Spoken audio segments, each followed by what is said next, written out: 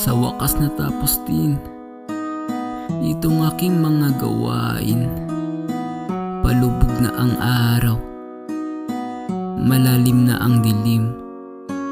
Makauwi na nga at nang makapagpahinga, at nang ako'y malapit na sa amin, ako'y napailing dahil maliwanag na ang dating kantong madilim. Bakit ganun? Nakakarinig ako ng mga tugtugin na may kasamang hiyawan, na para bang may sayawan at mga kasiyahan, at may naaamoy akong usok ng handaan. Kaya ako'y napatanong ko ano kaya meron, dahil hindi ito karaniwan sa mahabang panahon. Matawagan nga si Boy, Boy anong ganap sa bahay? At siya'y nagsalita, busy po kami kuya, kami ngayon ay naghahain ng mga pagkain na kumarapatin to'y mga mamahalin. Utos ito ng iyong amahin, at kanyang inimbita ang lahat niyang kakilala. At ako'y napasagot, ang tanong ko ay bakit? At si Boy sumagot, baka di ka maniwala pag sa'yo ko sinabi. At ako'y napasabi, ano nga ni? Okay po, sige, may nagbabalik.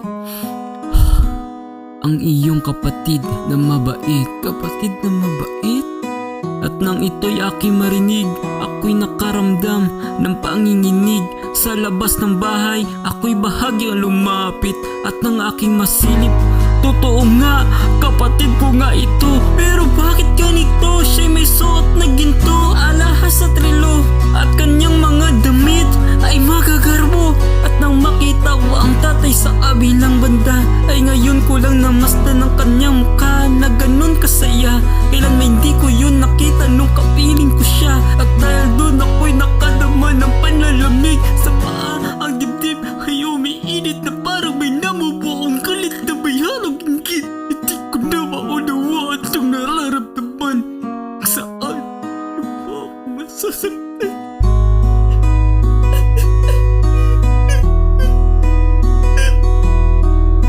At napatakanan ng luha ang sahig ng aking kinatatayuan, at ako'y namasdan ng aking ama mula sa looban. At siya'y dali-dali akong nilapitan na may mukhang masaya, habang ako dito di nakakaunawa sa kailang pinaggagawa. At nang ang tatay nasa harap ko na, agad ko siyang kinupronta. Sinabing ganito, tay anong ganap po ito? Bakit ganyan ang trato niyo sa kapatid ko na ito? Dahil bakit yan ito? May mga pagsalo-salo.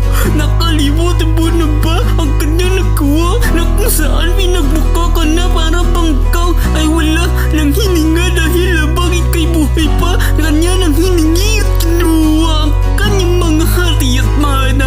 Hindi ka man ang pinasalamatan at binigyang halaga, winaldas lang sa kalayawan ng mga pera. Luho doon, babae rito, at iba-iba pang karumalan ang pinaggagawa, hanggang sa maubusan na siya at mabutas ang bulsa, at bumalik dito na para bang ang kanyang nagawa ay di alitada. At ako yung nandito sa mga panahong kinakailangan mo.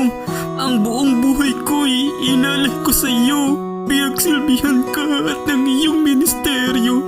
Ni kailan may hindi ka nakarinig sa pinapagre-reklamo, pero ni kahit minsan hindi mo kong pinagandaan na tulad nitong pag-aanda mong pagsalubong sa kapatid kong ito na swahila at napakatigas sa ulo. Bakit ganito? Di ba ito sa mga tao?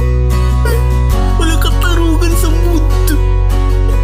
Ang daya, ang daya, ang daya, daya, daya, daya, daya, daya.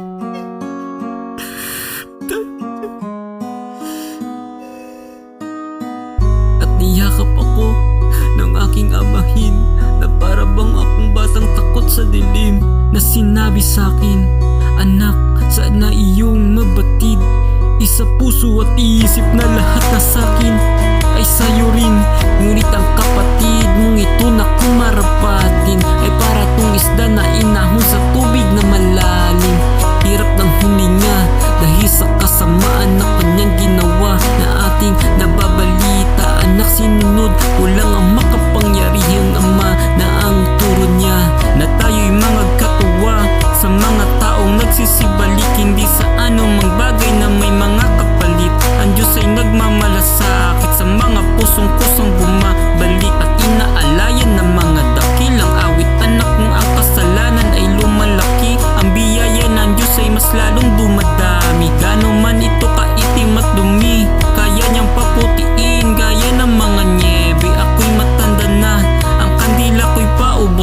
Ang nais ko lang sana ay mangagpatawaran na tayo sa isa't isa.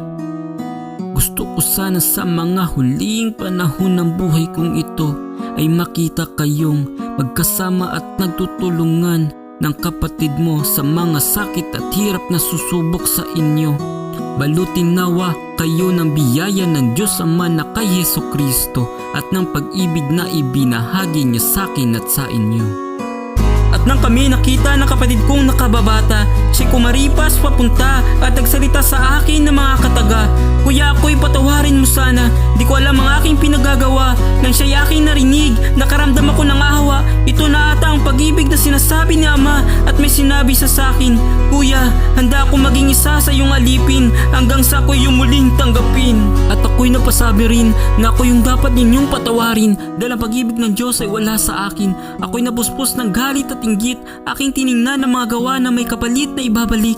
Tay, patawad, ginagalang kita ng aking bibig, ngunit ang puso ko'y malayo na parang nasa liblib. Salamat sa Diyos dahil akin ang naunawa na kanyang lalong ninanasa ang awa at biyaya kumpara sa mga haing nananagana, at mas lalong tinatanggap ang mga gusto siyang makilala kaysa handog na mahalaga. Patawad Diyos Ama sa mga